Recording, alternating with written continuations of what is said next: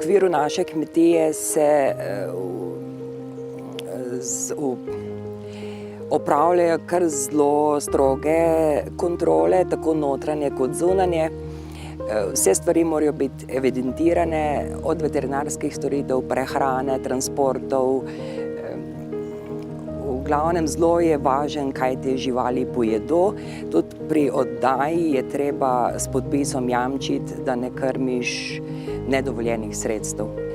Zunanja kontrola preverja predvsem naše zapiske, dnevnik veterinarjev in tudi dejansko stanje živali, počutje živali, prehrano in zdravje živali.